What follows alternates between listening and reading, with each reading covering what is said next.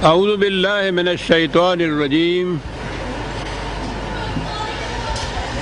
بسم اللہ الرحمن الرحیم۔ عزیزان من، آج اگست 1982 کی 27 تاریخ ہے اور درس قرآن کریم کا آغاز سورہ الذاریات کی آیت 47 سے ہو رہا ہے۔ 51/47۔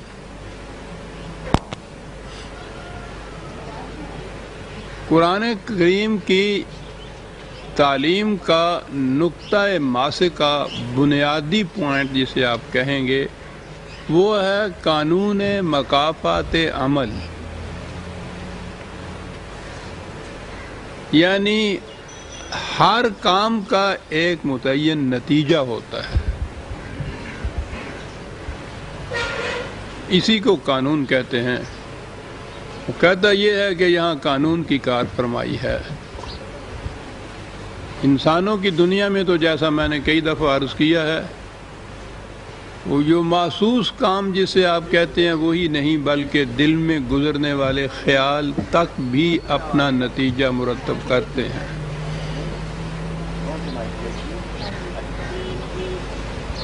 بنیادی تعلیم یہ ہے قرآن کی۔ ایک تو وہ ایسے اقدار اور اصول دیتا ہے جو انسانی زندگی، اس کی انفرادی اور اجتماعی زندگی میں قانون کا کام دیتے ہیں، اور یہ جو اس کا نقطہ ماسکہ ہے کہ ہر عمل اپنا ایک نتیجہ پیدا کرتا ہے،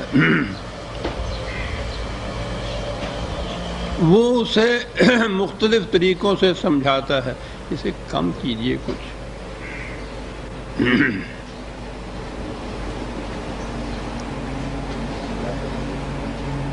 بنیادی طور پر اس کے سمجھانے کے دو انداز ہیں۔ ایک تو وہ خارجی کائنات کو پیش کرتا ہے، اب بھی زیادہ تیز ہے شیخ صاحب، کہ اس میں دیکھو کس طرح قانون کی کار فرمائی ہے۔ ایک ذرے سے لے کر عظیم الشان کروں تک ہر شے خارجی کائنات کی قانون کی زنجیروں میں جکڑے ہوئے ہے، اور یہ جو محیر العقول عظیم القدر سلسلہ کائنات کا اس حسن و ضبط سے چل رہا ہے، تو وہ صرف اس لیے کہ یہ ان میں کبھی قانون کی خلاف ورزی نہیں ہوتی، انہیں اس کا اختیار ہی نہیں ہے۔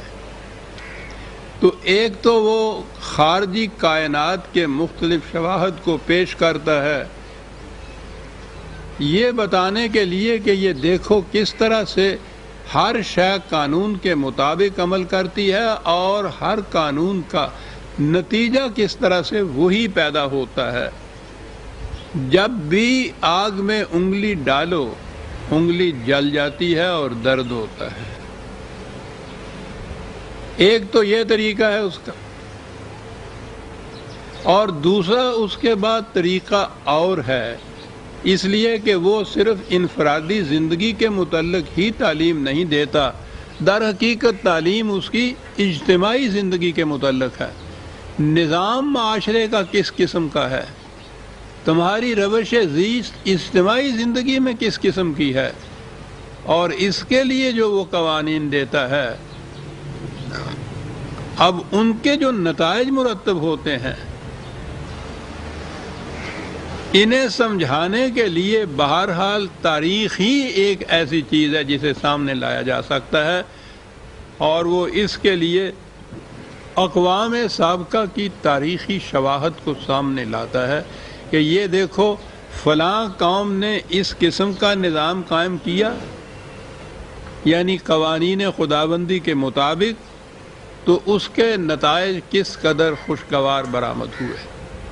جس قوم نے ان کی خلاف ورزی کی اور ان کے خلاف نظام قائم کیا، اس کے نتائج کتنے تباہ کن تھے۔ سارے قرآن میں اگر یہ بنیادی حقیقت آپ کے سامنے ہو تو اس میں یہاں سے وہاں تک ایک ربط نظر آئے گا،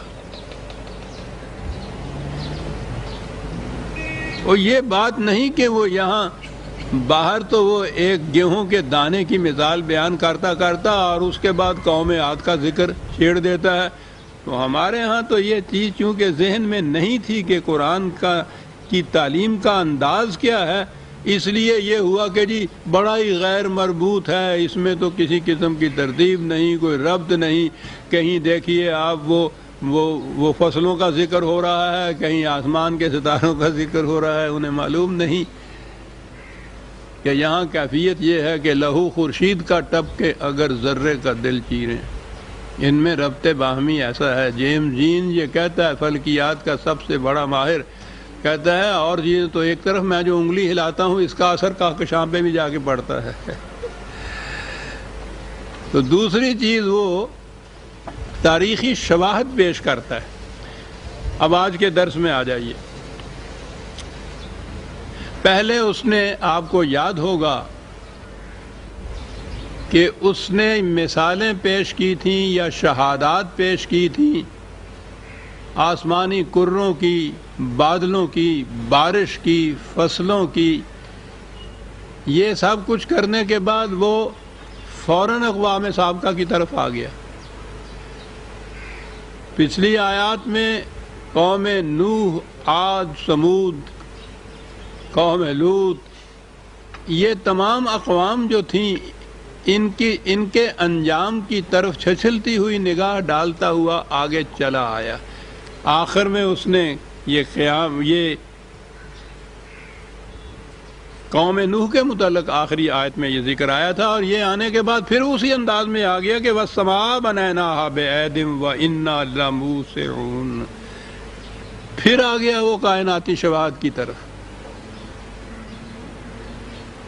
اور یہاں پہلی مثالوں سے بھی بلند اور بالا تر مثال دی کہ یہ آسمانی کروں کو تم دیکھو کہ ہم نے کتنی بڑی قوت اور قدرت ہے کہ جس سے اس کی تخلیق ہم نے کی، اور کتنا بڑا کنٹرول ہے ان کے اوپر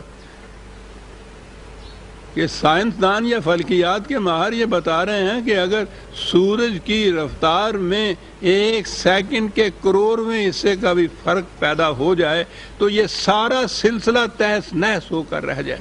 کہا کہ اتنی بڑی قوت ہے۔ یہاں قوت کے لیے لفظ قرآن نے، ویسے تو یہ ایدن کا لفظ بھی قوت کے معنی میں آتا ہے، لیکن لَمُوسِعُونَ یہ وسط جو ہے یہ لفظ استعمال کیا ہے۔ اس کے معنی قوت، استطاعت، استعداد یہ بھی آتی ہے، لیکن وسط تو آپ کو معلوم ہے ایکسپینشن کے معنی میں بھی آتی ہے۔ یہاں تو موسعون لفظ ہے قرآن میں، اللہ تعالیٰ کی ایک صفت الواسع بھی آئی ہوئی، ایکسپینڈ کرنے والا۔ یہ چیز مغرب کے سائنٹسٹ جان سکتے ہیں کہ بات کیا کہہ گیا ہے قرآن۔ آج کی تھیری یہ ہے کائنات کے متعلق، ایک کتاب ہے جس کا نام ہی ہے دس ایکسپینڈنگ یونیورس۔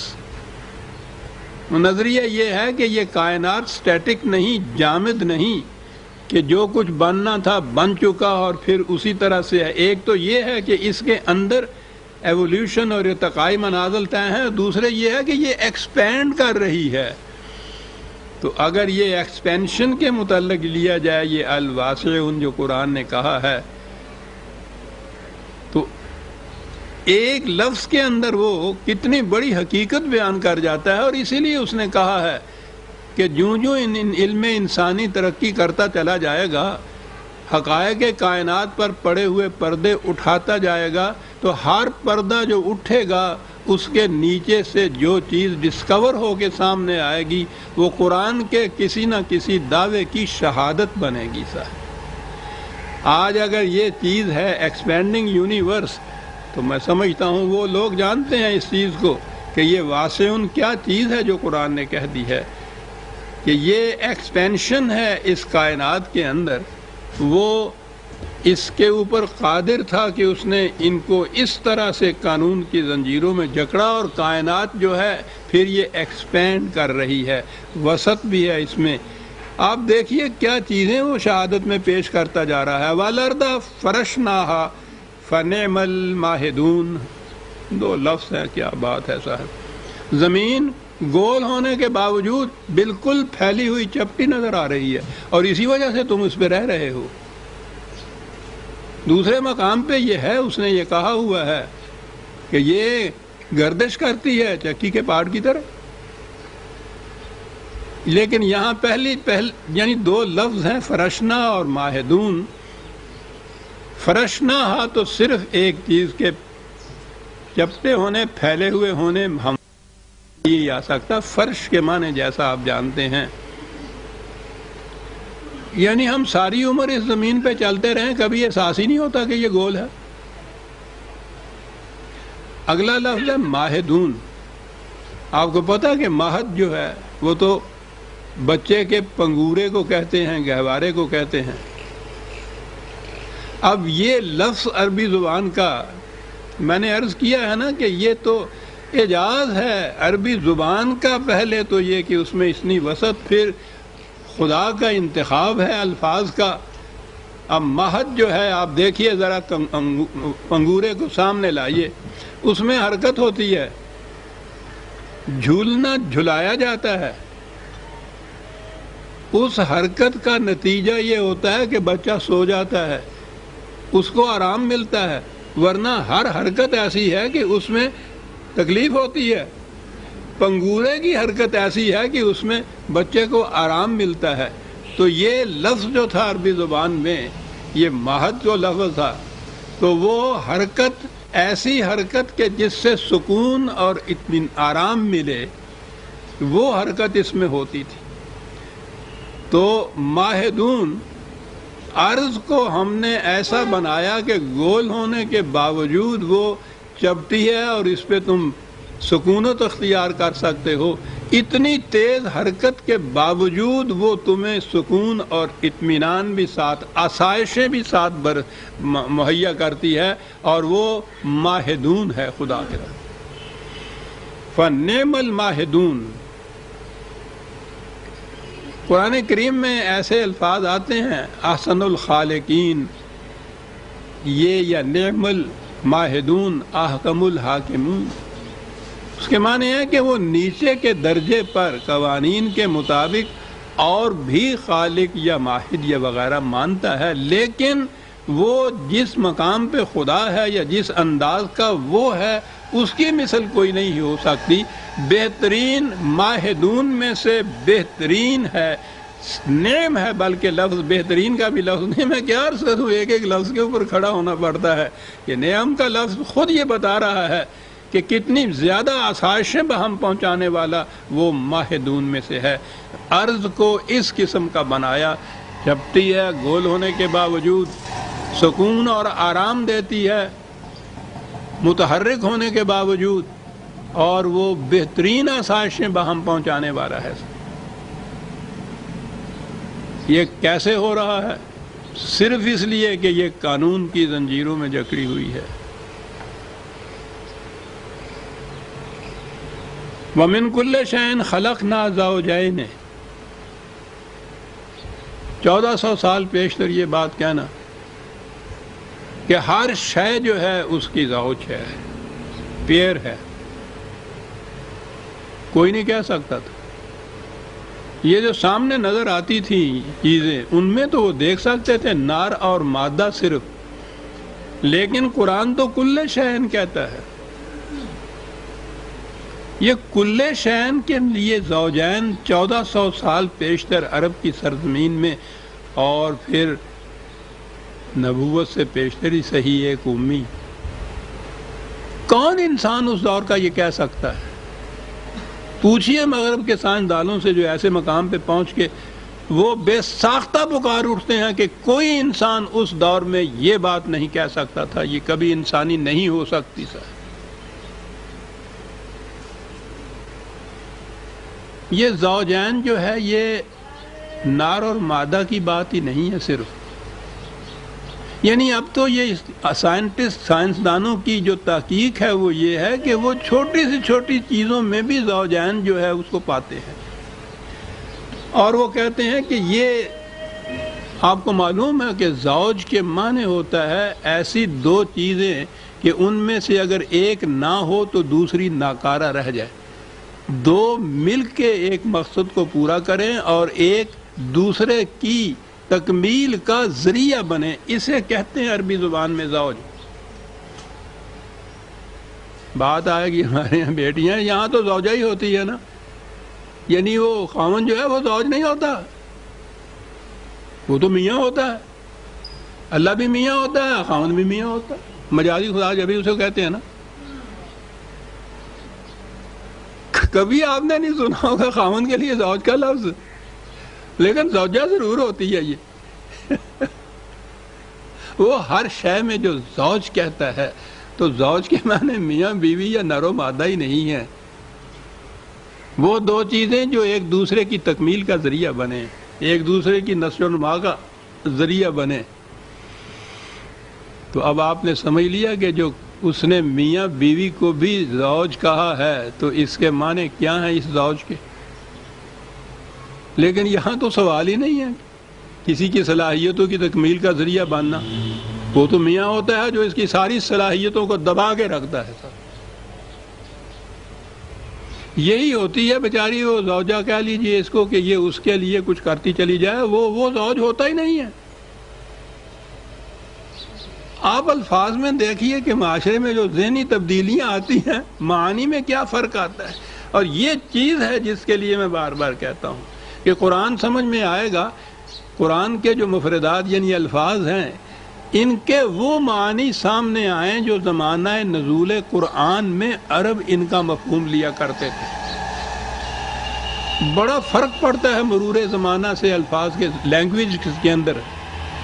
سیمینٹک کے جو طالب علم ہیں وہ اس کی شہادت دیں گے، اگر آپ میں، میرا خیال ہے یہاں تو ایز اے سبجیکٹ پڑھایا ہی نہیں جاتا، یہ تو بڑا اہم سبجیکٹ ہے کہ زبانوں میں مرور زمانہ سے ان کے الفاظ کے معنی میں فرق کیا پڑتا ہے۔ پھر وہ آج کی عربی وہ نہیں ہے جو اس زمانے کی عربی تھی، اور یہ تو معنی تو اس کے بگڑ گئے تھے دوسری تیسری صدی میں ہی، جب آپ کے ہاں کے پہلے لغت اور تفسیریں اور یہ مرتب ہوئی ہیں عباسیوں کے زمانے میں، وہ سارا ایرانی چھاپ آ گئی تھی عربی کے اوپر اس زمانے کے اندر۔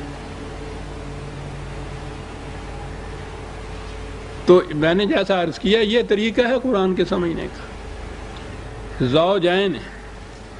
اور یہ سارا کچھ کہنے کے بعد کہا کہ یہ محض ہم کوئی سائنس کی کلاس نہیں لے رہے کہ ہم نے انہیں پڑھانا ہے تاکہ وہ امتحان پاس کر لیں، لعلکم تذکرون، تاکہ تم اب حقیقت کو سامنے لے آؤ کہ یہ باتیں کیوں بیان کی جا رہی ہیں، قانون کی کار فرمائی کے لیے، تاکہ تم اس چیز کو اچھی طرح سے سمجھ لو۔ سمجھنے کے بعد پھر کیا، جی سمجھ لیا میں نے، سمجھنے کے بعد فَفِرُّوا إِلَى اللَّهِ، تو پھر ہر نظام کو چھوڑ کے نظام خداوندی جو ہے اس کی طرف لپک کر جاؤ، دوڑ کر جاؤ، تیزی سے جاؤ، وقت نہ ضائع کرو۔ ایک ایک لمحہ تمہیں ہلاکت کی طرف لیے جا رہا ہے، یاد رکھو کیا بات ہے فَفِرُّوا کی، دوڑ کر جاؤ۔ کہا اس لیے سب کچھ یہ کہا جا رہا ہے، اور حضور کی زبان مبارک سے کہلایا کہ انی لکم منہ نذیر مبین، 3 لفظ ہے کہ میری حیثیت جو ہے، میں کوئی تم پہ داروغہ مقرر نہیں کیا گیا، میں اس کے معاوضے میں تم سے کوئی صلہ اور معاوضہ نہیں چاہتا، سوال ہی نہیں ہے۔ میں یہ کیوں اپنی جان کھپا رہا ہوں؟ اس لیے کہ تم بچ جاؤ تباہی سے۔ میں لکم، یہ جو ہے نا یہ لکم لام بہت سے معنی میں عربی میں آتا ہے، یہ کسی کے فائدے کے لیے جو بات ہو، لام منفعت جس کو یا نافع جس کو کہتے ہیں، لکم تمہارے فائدے کی بات ہے جو میں کہہ رہا ہوں، تمہیں آگاہ کر رہا ہوں اس سے کہ اس روش کا نتیجہ تباہی ہوگا، میں تمہیں آگاہ کر رہا ہوں۔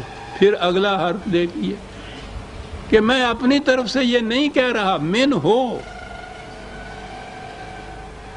خدا کی طرف سے یہ باتیں ہیں جو میں تمہیں بتا رہا ہوں، اور تمہارے فائدے کی ہیں جو باتیں میں بتا رہا ہوں، آگاہ کر رہا ہوں تمہیں کہ اس روش کا نتیجہ تباہی ہوگا، اور مبین بالکل واضح انداز میں یہ کچھ کہہ رہا ہوں، تو اس سے واضح اور کیا ہوگا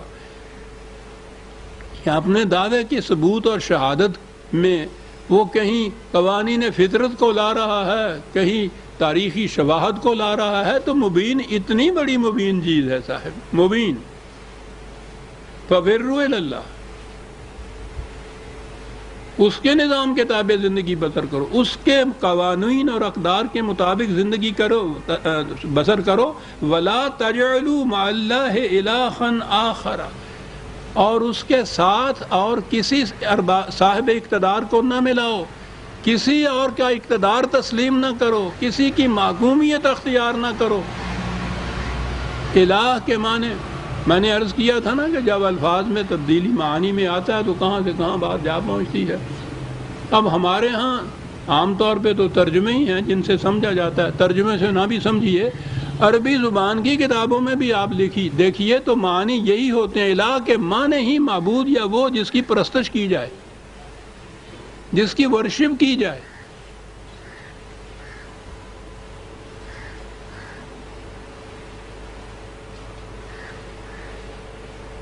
اب پرستش اور ورشپ کے لیے اگر ہو کہ پرستش اسی کی کرو، اس کے ساتھ کسی اور کی نہ کرو، تو ہر مسلمان مطمئن ہو جاتا ہے کہ میں تو بتوں کے آگے جھکتا ہی نہیں، میں کسی اور کی پرستش نہیں پڑا، پرستش تو اسی کی کرتے ہیں۔ پرستش اس کے معنی ہو گئے۔ وہ پوچھو اس زمانے کے عربوں سے کہ الہ کے معنی کیا لیتے تھے، وہ قرآن سے پوچھو الہ کے معنی کیا ہیں، جس کی محکومیت اختیار کی جائے، جس کا اقتدار تسلیم کیا جائے، کسی اور کی محکومیت اختیار نہیں کرنی۔ یہ تو تذلیل انسانیت ہے، کس کی محکومیت اختیار کرے گا؟ اگر وہ سپرسٹیشن جہالت ہے تو کائنات کے جو مظاہر ہیں، چاند، سورج، ستارے، دریا، بڑے بڑے درخت، وہ جیسے ہمارے ہاں ہمارے پڑوس میں قوم بستی ہے، ان کی کیفیت یہ ہے، وہ ان کی پرستش کرتی ہے، دیوی دیوتاؤں کی پرستش ہوتی ہے۔ پرستش، اسی پرستش میں ہم نے خدا کی پرستش شروع کر دی۔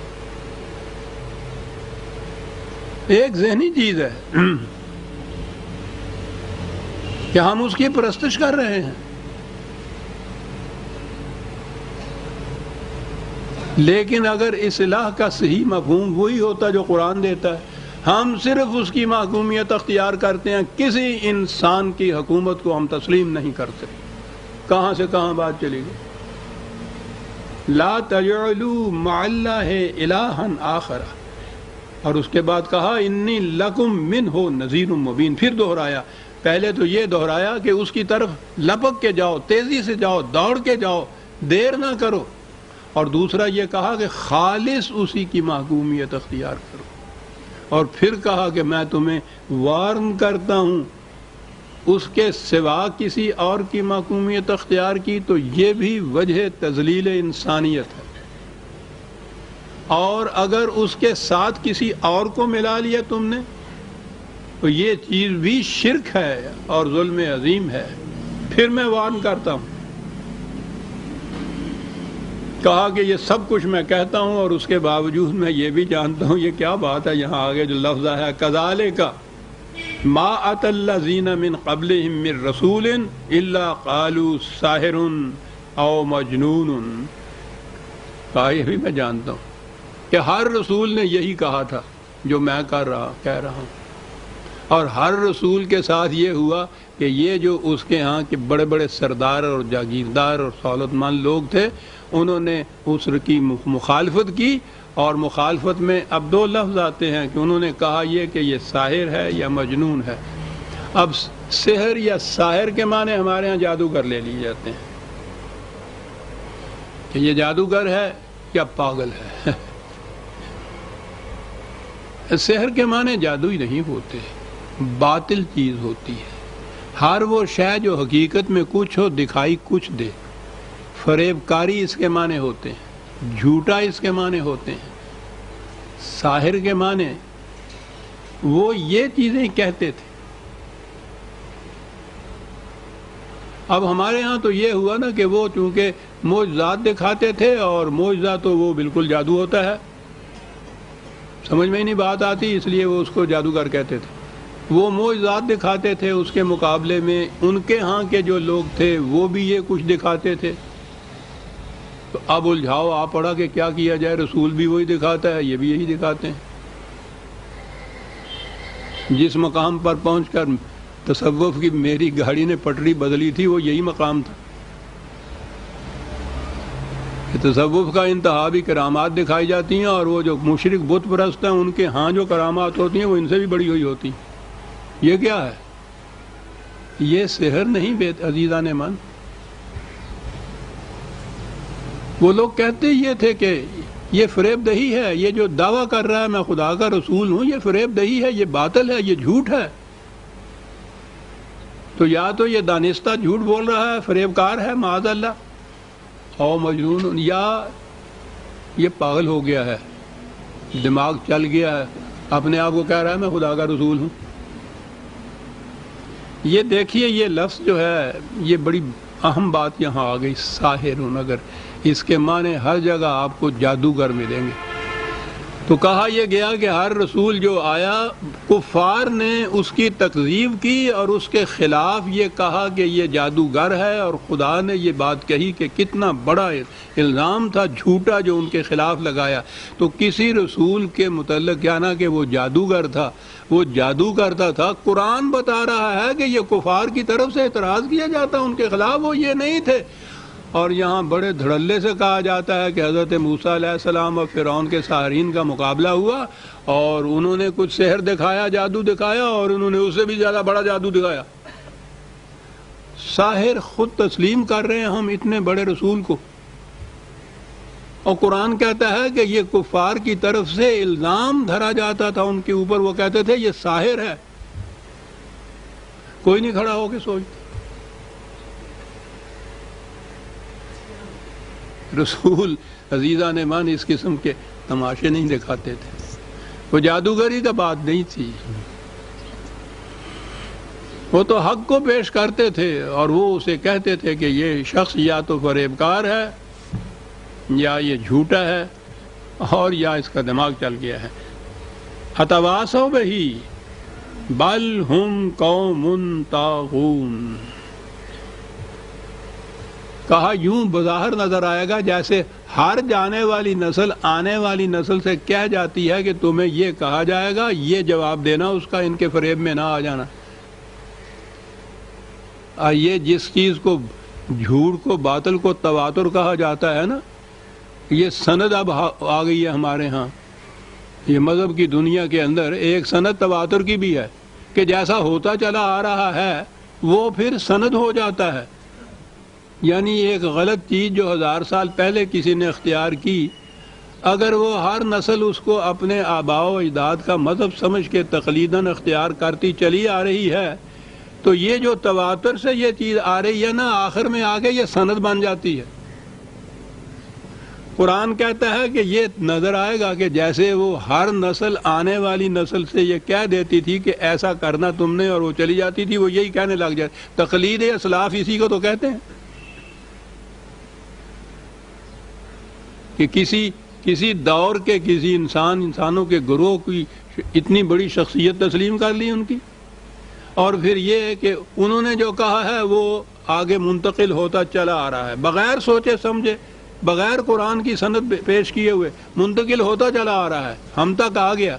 صاحب اس کے صحیح ہونے کی سند کیا ہے کہ جی سند تواتر ہے۔ اور ہر دور کے جتنے بھی ان کے ہاں کے اکابر ہیں، اپنے دور کی نسل، اپنے دور کی قوم، اپنے دور کے مسلمانوں کے متعلق وہی رونا روتے ہیں جو آج ہم رو رہے ہیں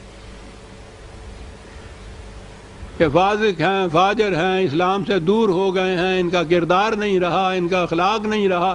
ہر دور کے، کسی دور کے جو کچھ لکھنے والے کہنے والے اس دور کے ہیں، ان کے اقوال کو آپ دیکھیے، وہ رو رہے ہیں اپنے دور کے مسلمانوں اور اپنی دور کی قوم سے، اور یہی جو قوم نسلاً بعد نسلاً چلی آ رہی ہے، ان کے اس عمل کو تواتر کہہ کے سند قرار دیا جاتا ہے دین میں یا مذہب میں، حق کے لیے کہ یہ سچی بات ہوگی کیونکہ یہ سند ہے، یہ تواتر ہے۔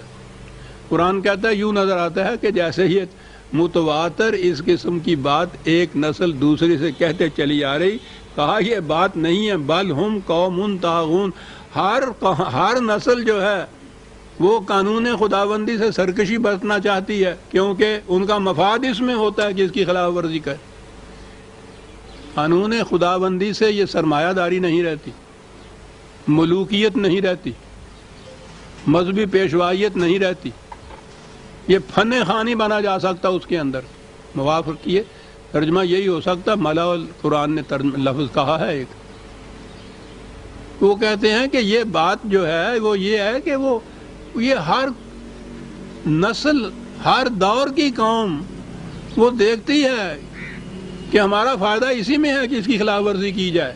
اصل میں تو بات یہ ہوتی ہے، وہ اس کے لیے سند یہ بہم پہنچاتی ہے کہ یہ ہوتا چلا آ رہا ہے، اگر یہ چیز ایسی غلط ہوتی تو یہ کیوں ایسا کرتے، یعنی خود نہیں کوئی دلیل دے سکتے اس کے لیے، دلیل یہ ہے کہ اگر یہ چیز غلط ہوتی کہ یہ ایسا کیوں کرتے،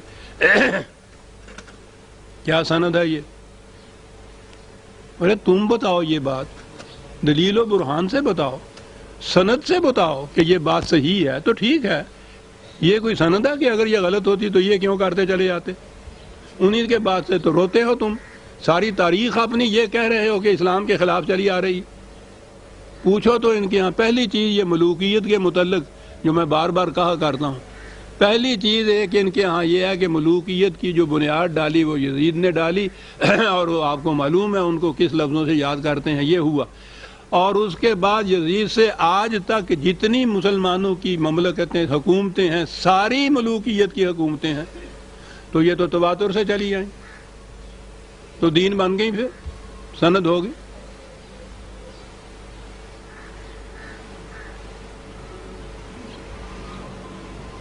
تواتر کوئی سند نہیں ہے عزیزان من، سند تو صرف خدا کی کتاب ہے، صرف ایک سند، لا تجعلوا مع اللہ الہا آخر، اس کے ساتھ کسی اور صاحب اقتدار کو نہ اسے مت سند سمجھو، اس کی اتھارٹی کو قبول نہ کرو، اتھارٹی صرف خدا کی ہے۔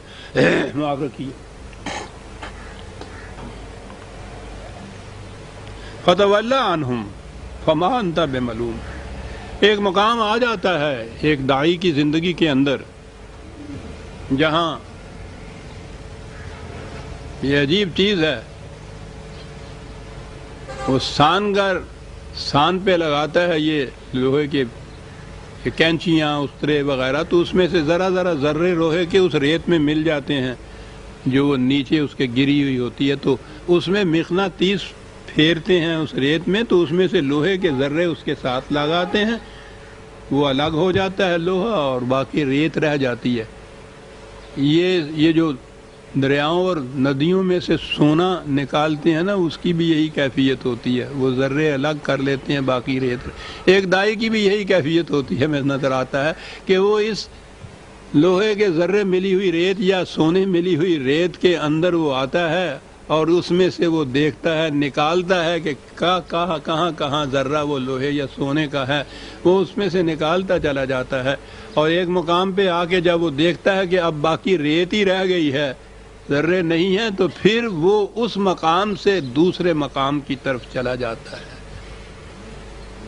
یہ ہجرت اسکیپزم نہیں ہے، وہ اس مشن کا ایک حصہ ہے، اور یہ وہ مقام ہے جہاں پہنچ کے قرآن یہ کہتا ہے ان سے کہ یہ وَاہْجُرْهُمْ هَجْرًا جَمِيلًا، اب انہیں چھوڑ دے،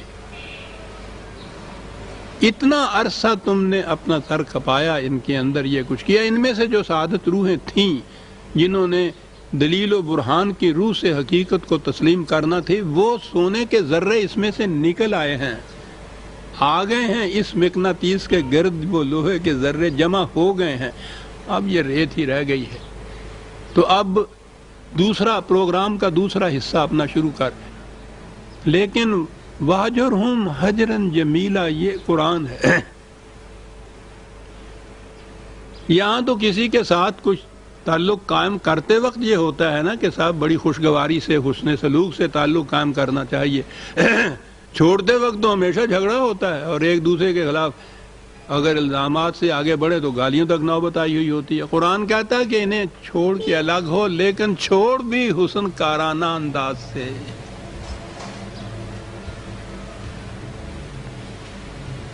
وہ گل نہ کر کے میری لگدی کسے نے نہ دیکھی تے ٹوٹ دی نو جگ ویکھدا، جگ نہ تماشا ویکھے. وَهْجُرْهُمْ حَجْرًا جَمِيلًا. عزیزان من، چھوڑنا بھی حسن کارانہ انداز سے چھوڑنا، یہ تعلیم خداوندی اور سیرت نبوی ہی ہو سکتی ہے. حضور نے واقعی چھوڑا ان کو تو حسن کارانہ انداز سے چھوڑا، کسی کو گالی تک نہیں دی، کسی سے بدلہ تک نہیں لیا. اور دوسرے مقام کیا ہے کہ چھوڑنے کے بعد بھی یہ نہ کر کے اب کچھ اس صحیح بات کے قابل ہی نہیں ہے چونکہ تو پہنچا ہی نہ، یہ اس کے متعلق یوں ہی فیصلہ نہ کر لے کہ اب کوئی بھی ان میں باقی نہیں رہا. اس میں یہ ہے کہ اس کے باوجود تو قرآن کی آواز پہنچائے چلا جا، اور وہاں یہ ہے تاکہ ایسا نہ ہو کہ کوئی ایک جان، ایک نفس بھی اس لیے ہلاک ہو جائے کہ اس تک قرآن نہیں پہنچا تھا، پھر بھی پہنچائے چلا جائے. فَتَوَلَّ عَنْهُمْ فَمَا أَنْتَ بِمَلُومٍ. اس مقام کے اوپر اگر تو ان کو چھوڑ کے دوسروں کی طرف توجہ اگر دے گا، یہاں زیادہ امید وابستہ ہو سکتی ہے کہ ان میں اصلاح ہو سکتی ہے، تو اس سے تم پہ کوئی ملامت نہیں ہوگی، کوئی اعتراض نہیں ہوگا اس سے کہ تم نے ایسا کیوں کر دیا. لیکن وَذَكِّرْ وَإِنَّ الذِّكْرَىٰ تَنفَعُ الْمُؤْمِنِينَ. قرآن کی بات پہنچائے چلا جا، اس کے باوجود دہرائے چلا جا. جو بھی ان میں سے اس کو تسلیم کرے گا اس کے لیے یہ بڑی مفید چیز ہوگی، بڑی منفعت بخش چیز ہوگی. اور بات وہی ہے جو پہلے کہی گئی کہ فَفِرُّوا إِلَى اللَّهِ، ایک خدا کی محکومیت کو اختیار کرو. یہ ہے قرآن کی تعلیم کا جو میں نے عرض کیا نقطہ ماسک. اور آگے آ کے وہ فکرہ کہا کہ جو دہرایا جاتا ہے اور پھر جس کا وہ غلط یا مروجہ متواتر مفہوم لینے سے بات کہیں سے کہیں چلی جاتی ہے. وَمَا خَلَقْتُ الْجِنَّ وَالْإِنسَ إِلَّا لِيَعْبُدُونَ. آپ نے سنا ہوگا یہ ہر جگہ کہ ہم نے جن و انس کو پیدا اس لیے کیا ہے کہ ہماری پرستش کریں. یہی ترجمہ ہوتا ہے.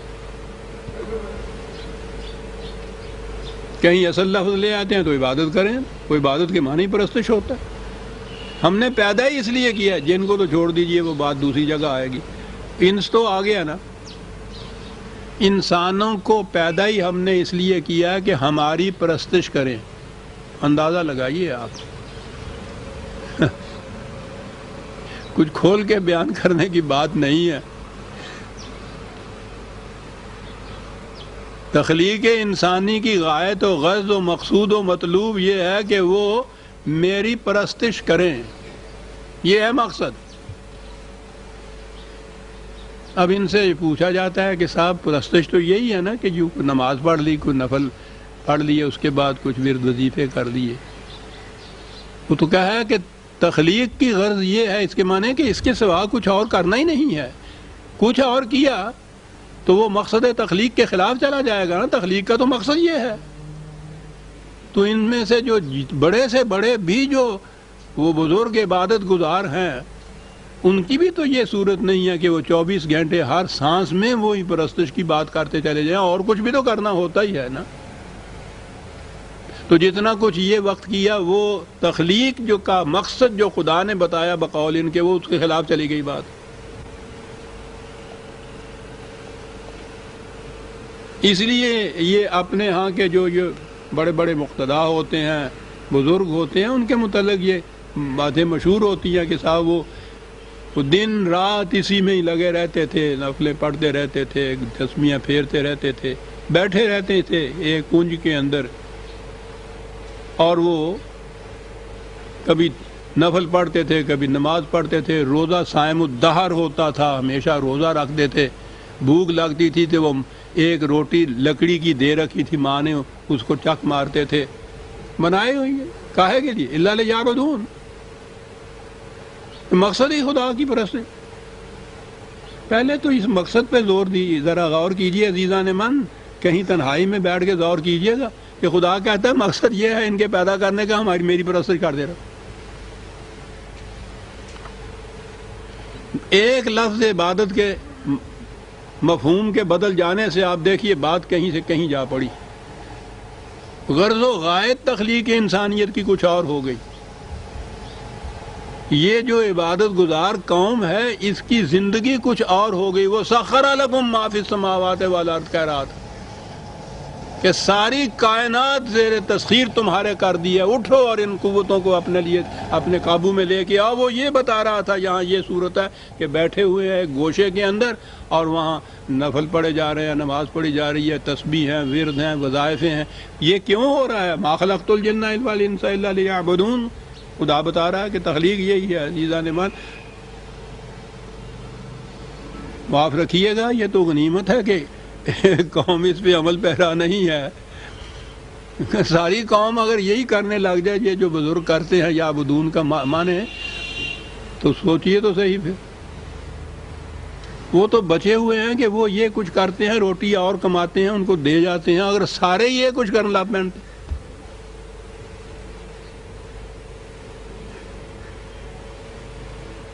اللہ نے ایک لفظ ابدا یعبدو سے عربی زبان میں بھی اور قرآن کریم میں بھی جو الفاظ استعمال ہوئے عزیزان مان، اس کے معنی محکومیت کے ہیں کہ شرف انسانیت یہ ہے کہ انسان نہ تو مظاہر فطرت میں سے کسی شے کے سامنے جھکے، کیونکہ ہر شے اس کے تابع تسخیر ہے، اور اس کے بعد انسان رہ جاتا ہے نا. انسان کے سامنے وَلَقَدْ كَرَّمْنَا بَنِي آدم، ہر انسان یکساں واجب التکریم ہے. تو جو یکساں واجب التکریم ہے اس میں سے ایک کا دوسرے کے سامنے جھکنے معنی کیا رکھتے ہیں؟ یہ تو اس سے زیادہ تذلیل اور کیا ہو سکتی ہے کہ جو اپنے برابر ہے اس کے پاؤں کے اوپر سر رکھا ہوا ہو، انسان نے اس کے سامنے جھکا ہوا ہو، اس کے احکام کے سامنے سر تسلیم خم کر رہی ہے، اس کی محکومیت تسلیم کیا ہو. تو نہ تو مظاہر فطرت میں سے کسی کے سامنے یہ جھک سکتا ہے، نہ اپنے جیسے انسان کے سامنے جھک سکتا ہے. اور پابندی تو کرنی پڑتی ہے زندگی میں کسی شے کی. کس چیز کی پابندی کرو؟ خدا کے قوانین کی پابندی کرو. ہم نے ان کو پیدا اس لیے کیا، ان کی تخلیق کی غائد یہ تھی کہ کسی اور کے سامنے یہ نہ جھکیں، صرف ہمارے قوانین کے سامنے جھکیں.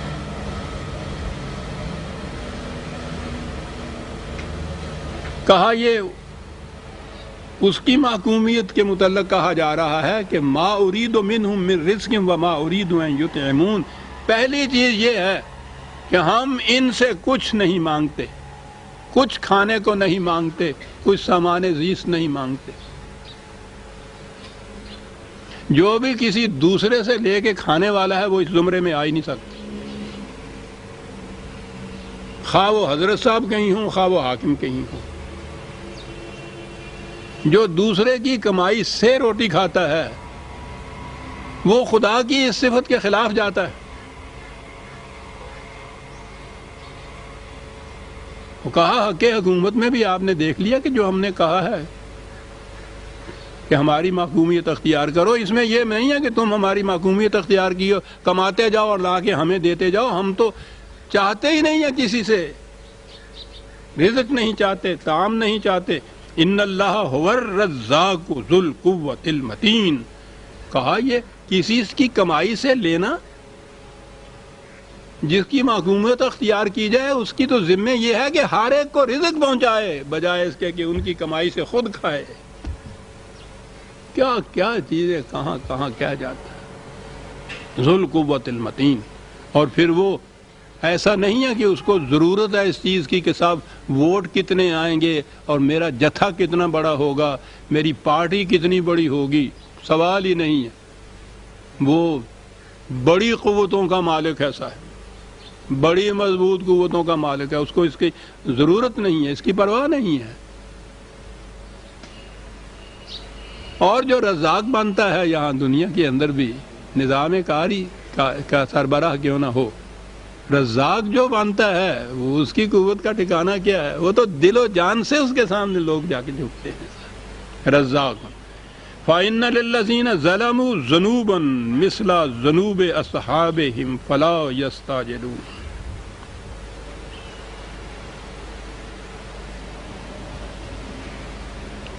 یہاں لفظ ظلم آیا ہے، ترجمہ کیا کہ جو ظلم کرتے ہیں۔ اب بہرحال یہ تو سارے اس میں سے نکل گئے کہ جو دنیا کے معاملات میں حصہ ہی نہیں لیتے، تو سوال ہی نہیں،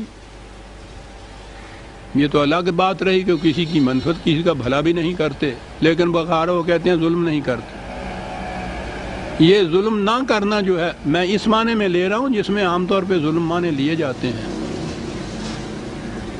ظلم کسی پہ نہ کرنا بھی جو یہ بڑی خوبی ہمارے ہاں، بڑی اعلیٰ صفت گنی جاتی ہے، بڑا کیریکٹر، تو یہ تو بات نہیں، یہ تو ایک منفی چیز ہے۔ پتھر کسی پہ بھی ظلم نہیں کرتا، سوال ہی نہیں، یہ تو منفی چیز ہے، یہ نہیں کرتا۔ جس چیز کو آپ نیک کام کہتے ہیں، قرآن نے پتہ کیا بتایا ہے؟ یَمْکُثُ فِی الْأَرْضِ مَا يَنْفَعُ النَّاسَ، جو عمل نوع انسانی کی منفعت کے لیے ہوگا وہی ہے جس کو بقا نصیب ہوگی۔ اب یہ مثبت ہو گیا، یہ بات یہ نہیں کہ وہ یہ نہیں کرتا، یہ نہیں کرتا، یہ نہیں کرتا، ٹھیک ہے، قانون خداوندی کی خلاف ورزی نہیں کرتا، لیکن وہ نہیں کرتا والی بات نہیں ہے، یہ لا الہ والی بات اتنا حصہ نہیں ہے، یہ منفی ہے۔ آگے مثبت عمل بھی تو ہے، مثبت عمل یہ ہے یَمْکُثُ فِی الْأَرْضِ مَا يَنْفَعُ النَّاسَ، اسی عمل کے لیے بقا، کیا بات ہے صاحب، اسی عمل کے لیے بقا ہے جو نوع انسانی کی منفعت کے لیے کیا جائے، الناس کے لیے ہے۔ یہ یہاں بڑی سے بڑی چیز جو پیٹریوٹزم کہی جاتی ہے، کم از کم اپنی قوم، اپنی ملک، مائی کنٹری، رائٹ اور رانگ، مائی نیشن، اپنا جتھا، اپنی پارٹی، یہ ساری انسانیت اسی میں بٹی ہوئی ہے۔ وہ ما ینفع الناس کہتا ہے۔ اب دیکھ لیجئے کہ معیار کیا اس چیز کے جانچنے کا، یہ کام نیک ہے یا نہیں، اس میں خدا کی عبادت ہو رہی ہے یا نہیں۔ میں نے لفظ وہی استعمال کر دیا، وہ جو ما ینفع الناس کے لیے ہوگا وہ ہے عمل جس کے لیے بقا ہے، اور وہی ہے جو خدا کے قوانین کی اطاعت کا لازمی نتیجہ منفعت الناس ہے۔ عزیزان من، اب یہاں جو لفظ ہے ظلموا، آپ کو یاد ہوگا یہ لفظ کئی دفعہ آ چکا، اس کے معنی ہے کہ جس شے کو جہاں ہونا چاہیے وہ وہاں نہ ہو۔ بڑا ہی جامع لفظ ایسا ہے، جو اس سے ڈیزرو نہیں کرتا، اس کو اگر اس مقام کے اوپر اونچا بھی پہنچا دیا جائے تو یہ بھی ظلم ہے، اور جو آن میرٹ کہیں ہونا چاہیے اگر اس کو وہاں نہیں ہے، نیچے رکھ دیا جائے تو یہ بھی ظلم ہے۔ جس کو جہاں ہونا چاہیے اگر وہ وہاں نہیں رکھا جاتا تو وہ یہ ظلم ہے۔ اب انسانوں کو اگر مساوات انسانیہ کی روح سے یکساں واجب و تکریم نہیں رکھا جاتا، اس میں فرق پڑتا ہے، یہ بھی ظلم ہے۔ تو کہتا ہے کہ وہ لوگ جو ظلم کرتے ہیں، یہ لفظ ذنوباً مثل ذنوب اصحابہم، یہ ذنب کا لفظ بڑا جامع ہے ان کے ہاں۔ ایسی چیز جو کسی کے پیچھے لگی رہے، نہیں چپکی رہے، اس طرح کہ جہاں جائے وہ چپکی رہے، پیچھا ہی نہ چھوڑے، جہاں جی چاہے جائے۔ اب پتہ ہے انہوں نے کہاں سے یہ لفظ لیا تھا؟ عجیب قوم تھی۔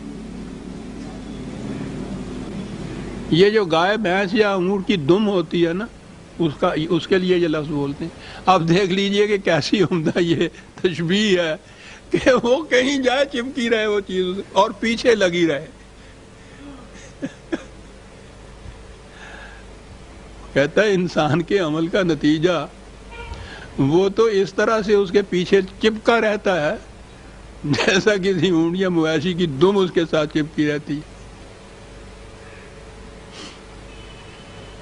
اور آخر الامر پھر وہ نتیجہ برپا کر پیدا کر کے رہتی ہے۔ ضرور وہ پانی بھرے ہوئے ڈول کو بھی کہتے تھے جس کو ساتھ رکھنا پڑتا تھا۔ وہ ہمارے ہاں جو محاورہ ہے نا، پیمانہ لبریز ہو گیا، وہ یہ معنی بھی ہوتے ہیں کہ آخر الامر پھر جب وہ نتیجہ کی برآمد ہونے کا وقت آ جاتا ہے تو پھر پیمانہ لبریز ہو جاتا ہے۔ اصحابہم فلا، اور یہ جیسا کہ وہ جو پہلوں کا کہہ رہے تھے نا کہ یہ تواتر سے آ رہی ہے بات، کہا جیسا ان کا بیڑا غرق ہوا تھا اسی طرح سے ان کا پھر ہو جاتا ہے۔ اور حضور سے کہا کہ اس معاملے میں فلا تستعجلون، ان سے کہو کہ یہ جو بار بار اس کے لیے فرمائشیں کر رہے ہیں، آپ سے اعتراض کر رہے ہیں، یہ ہوتا کیوں نہیں ہے، آتا کیوں نہیں ہے وہ نتیجہ، وہ عذاب جسے کہہ رہے ہیں، ان سے کہو کہ وہ کوئی عید کا چاند نہیں ہے جس کے لیے تم جلدی مچا رہے ہو، تمہیں معلوم نہیں کہ وہ جب آئے گا تو کیفیت کیا ہوگی، جلدی نہ کرو، مہلت کا وقفہ غنیمت جانو، اس میں اپنی اصلاح کر لو، اپنی روش بدل لو، تباہی سے بچ جاؤ گے۔ اور ان کی کیفیت یہ ہے کہ جلدی مچا رہے ہیں کہ ہم جلدی تباہ کیوں نہیں ہوتے۔ فلا تستعجلوا فویل للذین کفروا من یومہم الذی یوعدون، اور اس دن جو کچھ ان سے کہا جا رہا ہے، اور جس دن اس کی نمود کا اور اس کے ظہور کا وقت آ جائے گا تو پھر تباہی ہی تباہی ہوگی ان کے لیے۔ اس وقت پھر کوئی ان کو بچانے والا نہیں ہوگا، نہ ہی یہ خود بچ کے کہیں جا سکیں گے۔ اور کہا کہ اس کے متعلق اقوام سابقہ کی داستانوں کو دیکھو، کیا یہی بات نہیں تھی کہ جب پھر ظہور نتائج کا وقت آیا تو ان میں سے کوئی ایک بھی کہیں بچ نہ سکا، اور جو ایک نہ بچ سکا تو قرآن نے عزیزان من عجیب بات ہمارے لیے بھی کہ ہم تو خیر ساری ظالمین میں سے ہیں۔ کہا کہ جب وہ تباہی آیا کرتی ہے تو یاد رکھو وہ صرف انہی کو تو گھیرا نہیں کرتی کہ جنہوں نے ظلم کیے تھے، وہ سب کو بہا کے لے جایا کرتی ہے۔ اجتماعی تباہی تو قوموں کی اس طرح سے ہوتی ہے نا، اس لیے جو اس وقت اس ظلم میں شریک نہیں ہیں انہیں چاہیے کہ اس ظلم کو روکیں، یہ نہ سمجھیں کہ جب وہ تباہی آئے گی تو وہ انہی کی تباہی ہوگی، ہمیں کیا کہے گی، ہم تو بہت اچھے ہیں۔ بالکل نہیں، سب کو بہا کے لے جائے۔ اس لیے قبل اس کے کہ وہ سیلاب آ جائے کشتی بنا لو، پھر بچ جاؤ گے، ورنہ نہیں بچ سکو گے۔ اور یہ جو چیز کہی گئی کہ پھر ایسا ہو کے رہے گا، اور اس کے بعد پھر شہادت میں پیش کر رہے ہیں قرآن کریم۔ سورہ ذاریات یہاں ختم ہوتی ہے عزیزان من، اگلی سورت الطور کی ہے 52 سورت، اسے ہم آئندہ لیں گے۔ لیکن جیسا میں نے عرض کیا ہے، کس طرح سے ایک سورت کی آیات ہی باہم مربوط نہیں ہیں، سورتوں کی ترتیب میں بھی یہ چیز ہے کہ جب یہ کہا ہے کہ یہ کچھ ایسے ہی ہوتا رہا، یہی کچھ ہر رسول پیغام لاتا رہا، یہی کچھ اس کے ساتھ یہی رد عمل ان اقوام کا ہوتا رہا، یہ سارا کچھ قصہ بیان ہو رہا تھا۔ اگلی سورت بھی نئی جو شروع کی تو وہ والطور ہے، اور یہ تو آپ کو معلوم ہے وہ سورہ 3 جو ہے، والتین والزیتون وطور سینین، والتین والزیتون وطور سینین، وہ ترجمہ کہ قسم ہے مجھے زیتون کی انجیر دکھاؤں، قسم ہے مجھے آلیو کی، وہ تین وہ انجیر کی، زیتون، اور قسم ہے مجھے زیتون کی، قسم ہے مجھے کوہ طور کی، یہ آپ کے یہاں ترجمہ آتا ہے۔ تو اب پھر اس کے بعد یہ پوچھتے ہیں، اب تو نوجوان بے باک ہوتے ہیں، وہ پھر پوچھتے ہیں آپ کو کہ خدا قسم کھا رہا ہے، قسمیں کھا رہا ہے، انجیر کی قسمیں کھا رہا ہے، زیتون کی قسمیں کھا رہا ہے، کوہ طور کی، تو یہ بات کیا ہے؟ میں عرض کروں گا کہ وہ زیتون کی اور تین کی اور زیتون کی اور انجیر کی قسمیں نہیں کھا رہا، بات بہت اونچی ہے۔ اگلی صورت اس کا نام ہی الطور ہے، شروع بھی الطور سے ہوتی ہے، والطور و کتاب مستور، یہ آئندہ درس میں ہم لیں گے۔ ربنا تقبل منا انک انت السمیع العلیم۔ شکریہ۔